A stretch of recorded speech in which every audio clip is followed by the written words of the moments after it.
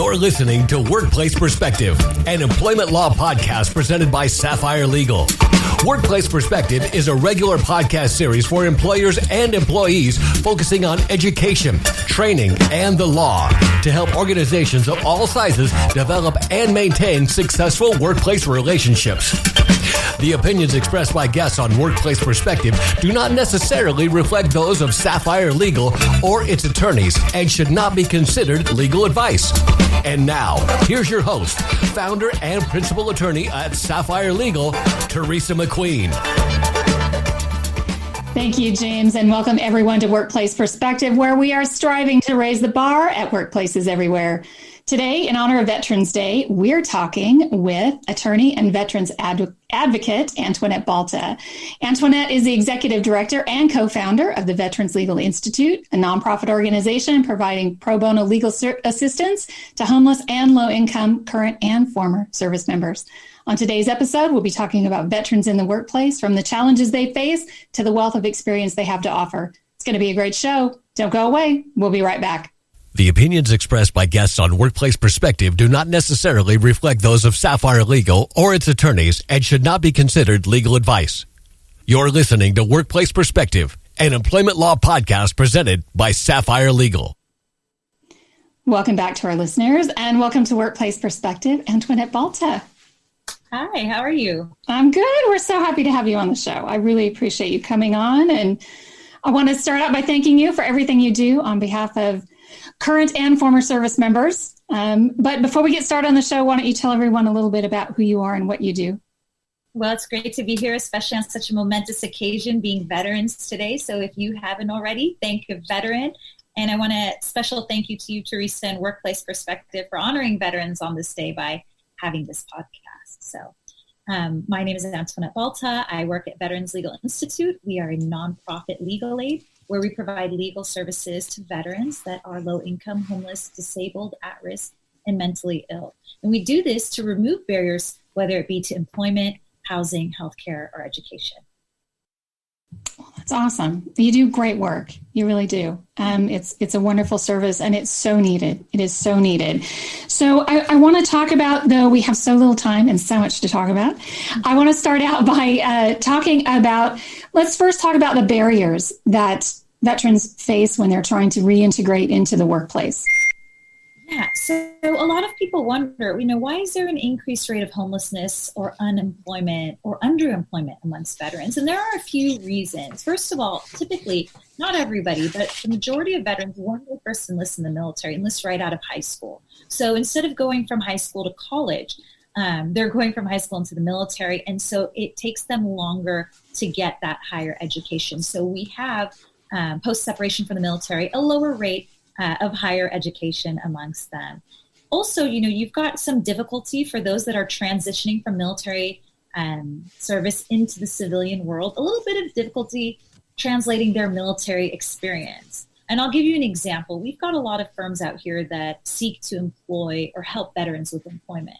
And I had one veteran who was a tank. He rode tanks in the military, and he commanded over 300 other soldiers. So he was relatively high ranking and very smart and intelligent. Well, this company said, you drove tanks, so you can be a truck driver. And this is just one example of how our veterans can be underutilized and underemployed. This is someone with amazing leadership skills that had ability to do things, outside of just driving vehicles. And then you always have things such as, health challenges related to their military service, be it invisible wounds like post-traumatic stress or traumatic brain injury, to physical disabilities that may hinder them from receiving, unfortunately, employment due to discrimination. And I would say one of the most appalling reasons that veterans have issues in reentering the workforce is a lot of times their state licensing doesn't match up with their licensing. So, for example, if you were a nurse, a combat nurse in the military for years and years and years, in certain states, when you come back, you can't get licensed as a nurse. Because, really? Yeah. So we've had some issues with that, and you guys are going to see some legislation appearing here and there to assist, our heroes in getting those licenses. That's great. I've noticed, we have gotten in the last couple of years. So what I see from an employment law perspective, of course, same thing you see, the difficulties of the people coming back and being misunderstood and not, there's fear associated in some regards. There's, like you said, that inability to convey what it is they know and translate that into a civil atmosphere. But I didn't think about the licensing issue. That's really interesting. But there has been so much legislation. Almost every legislative cycle, there's been something that's come through. A lot of it having to do with leave.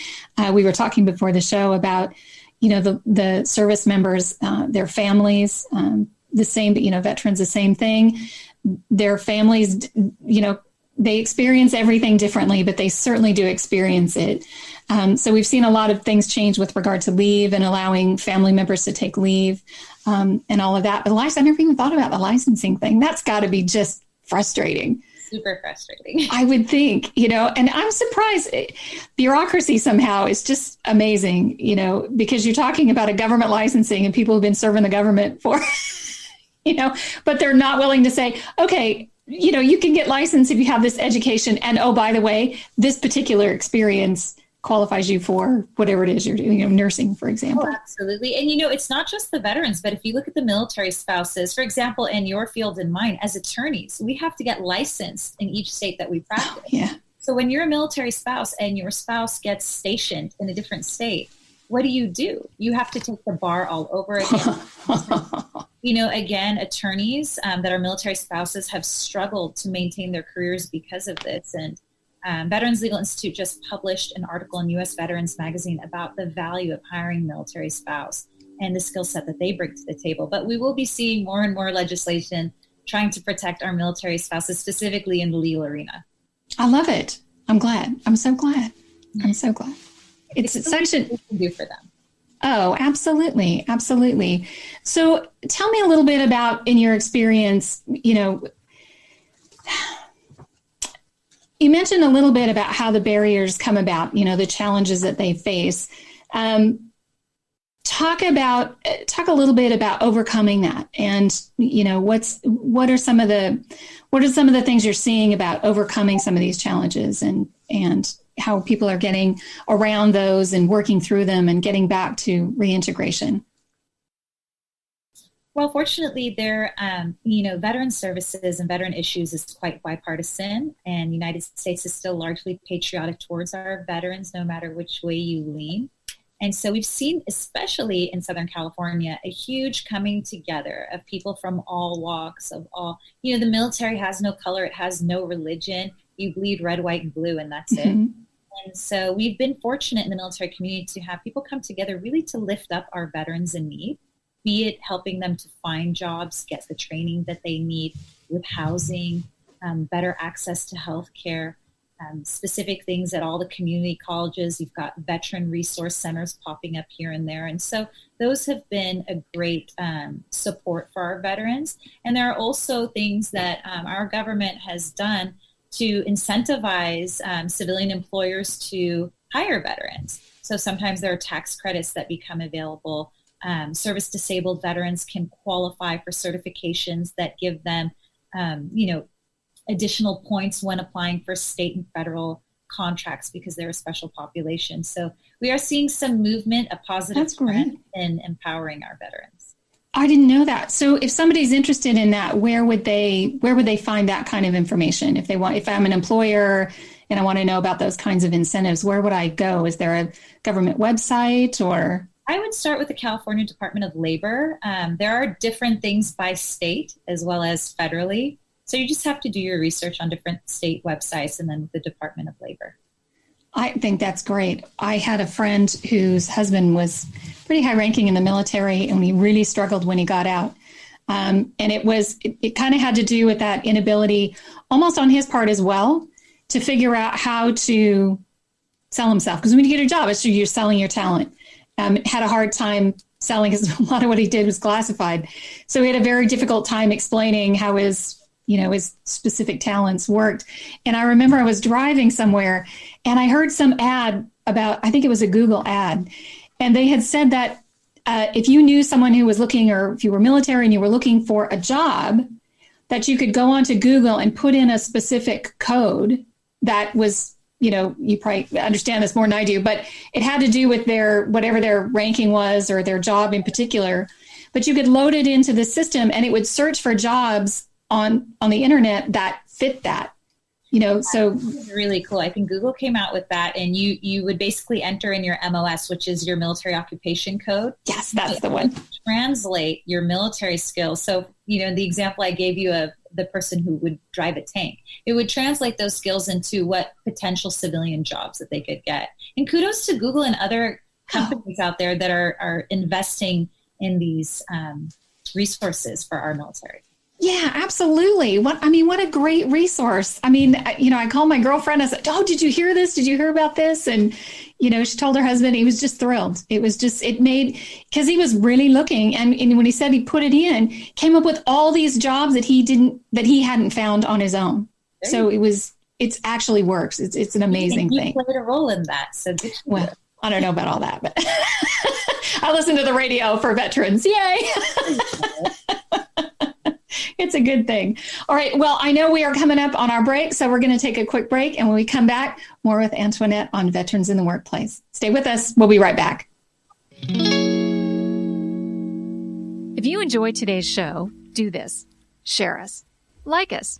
Give us a review on your favorite podcast app. It sure means a lot to us, and it ensures that more people tune in and raise the bar at workplaces everywhere. The average time a resume spends on an HR manager's desk is 7 seconds, and most of them are tossed aside. Now imagine if one of those resumes belonged to Yasmin, who was living in a shelter, juggling 3 jobs. I had to be resilient. That's something that you can't teach. Or if that resume was from someone who worked 12-hour shifts at the recycling company with my dad, who's 72. That taught me a work ethic that I carry with me every day.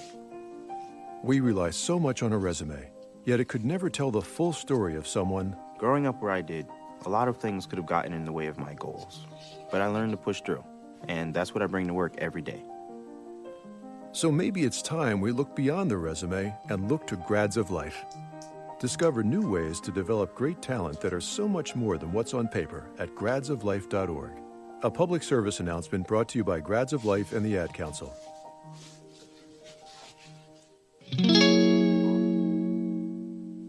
Welcome back, everyone. We are talking with attorney and veterans advocate Antoinette Balta about veterans in the workplace.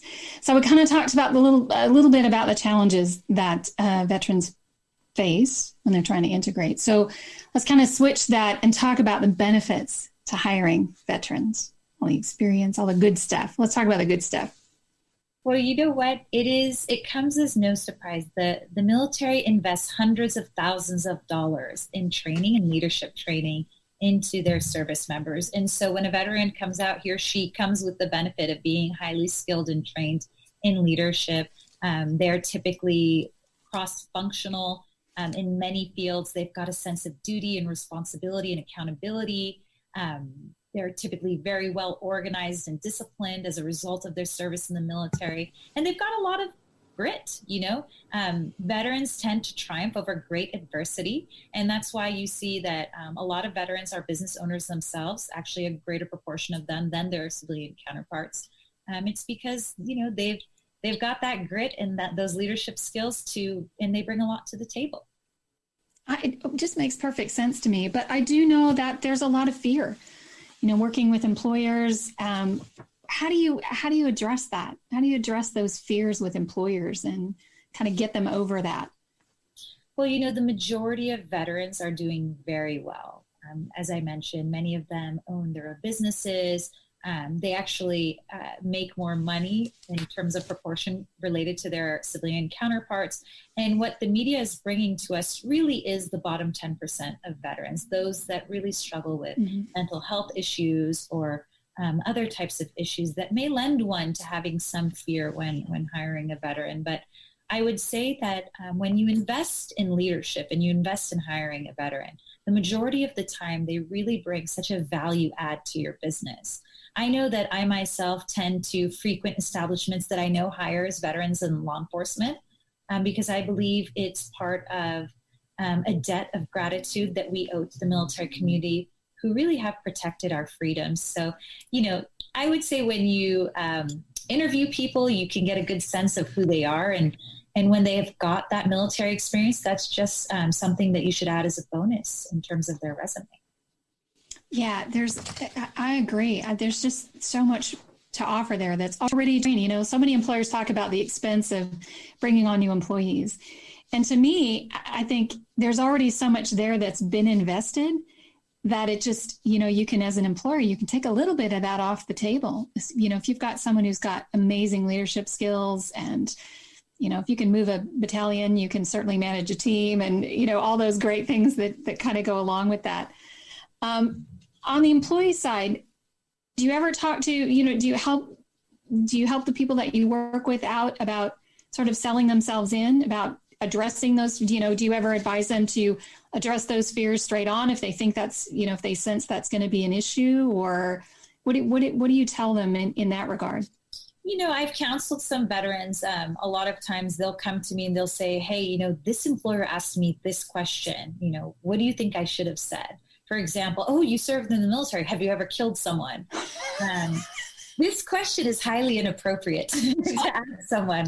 And so what I typically advise, the veterans that I work with is, you respond always respectfully and with what you're comfortable with. It could be something like, I loved my period in the military, but there's some things I prefer not to talk about. I do advise them to speak about their military service because I think it is a value add. I think most employers want to hire veterans. I think that people do admire that sacrifice for our country, and they honor it by giving, preference to those leaders that come out of the military. So I definitely tell them it should be on their resume and it should be something, that they mention. That's great. I go for something like, I could tell you, but I'd have to kill you. And I like you, or I want to work for you. That's probably inadvisable too. Employer running out the door. So we want them to get the job. So. I know, right? This is why they should come to you. Much more. Your feet are much more solid on the ground than mine when it comes to that. Do you have a success story that you want to share, or a particular client that you felt really, really got a win or anything like that? Oh, there's so many. Would you say in terms of employment? Would you like to hear? Sure, whatever you feel like sharing. Okay. We're good. We're sharing today. It doesn't matter. Well, there are many. There's so many different stories to choose from. I'll give you a couple. We did have a female veteran who was discharged from the military honorably prior to Don't Ask, Don't Tell. And so her DD-214, which is kind of like your diploma, you could say, from the military, it speaks to your service, any awards or medals that you may have received. And so hers said it was honorable, but then under narrative reason for separation, it said homosexuality. And that made her very uncomfortable in applying for jobs that requested a copy of her long form DD-214. So we were able to make a petition to the military and have them adjust her DD-214 and remove that. And there we've had, That's so great. Thank you. Yes, it really was. And we've had a lot of veterans, a lot of times we've noticed specifically with the younger veterans, when they first separate from the military, that transition in civilian life is very difficult. And so they might start drinking and they get DUIs. Yeah. So now, 5, 6, 7 years later, they're looking for a job and they've got this on their record, and that's hindered them. And so we've actually supported many veterans seeking dismissals, or what's commonly known as expungements, in order to help them get employed. Oh, I think that's awesome. You pointed out before we started the show, I had made a faux pas regarding I'd lumped everybody in together: veterans, current, former service people, everybody. Can you tell us a little bit about that? Sure. Now, I pointed that out privately. Sorry. I appreciate you bringing that to the attention of your audience, only for their benefit. So, today is Veterans Day, and it's so, I think people appreciate when you acknowledge them and you say Happy Veterans Day. You don't say that to someone who's presently serving, because that would be an active service member. And on Memorial Day, you don't say Happy Memorial Day, because Memorial Day is a remembrance of those who have passed. And so it's not necessarily a happy day for Gold Star families who have lost a loved one during their service. So it's just, be mindful. A veteran is someone who served and is no longer serving. And an active service member is someone who's actively serving. A reservist is someone, I lovingly refer to them as weekend warriors. They typically serve one weekend a month, and then they do a 2-week training period a year. And sometimes they do get called up for deployment. So there are different types of military service in terms of their past, their present, and beyond. I think that's good to know. I really do. I'm happy to share my faux pas if people can. You are a brave one. People can show their respect. I think it's important that they're going to do it the right way. So as we close the show today, do you have any thoughts about how employers can specifically support veterans? Absolutely. You know what? Give them a chance. When you see on someone's resume that they're applying and that they've served in the military, take a second look. Always, if you know a veteran, help connect them, link them up to other veterans or other patriotic businesses. If they need resources, guide them to the Department of Veteran Affairs within your state. In California, it's called CalVet, so that they can locate the resources that they need. And finally, and especially in honor of Veterans Day, please make a donation to your favorite veteran serving nonprofit. And if you don't have one, I would proffer up Veterans Legal Institute. We're vetslegal.org, and we work with thousands of veterans a year. And, every amount makes a difference. I love it. I love it. Great advice. Great advice. Well, Antoinette, thank you so much for joining us today and for sharing your thoughts and your ideas and your passion. We really appreciate it. A pleasure to be here. Thank you, Teresa. If you want to learn more about Antoinette and Veterans Legal Institute, you can find them on the internet at vetslegal.com. That's VETSLEGAL.com. You can also connect with Antoinette via our website at sapphirelegal.com/podcast, where you'll find some additional interview highlights from today's episode, along with links and ideas on how you can show your support and appreciation for the sacrifices made by all of our service members and their families. Thank you for joining us today. Please stay with us for a few more minutes as we at Workplace Perspective pay tribute to all veterans and their families. Thank you.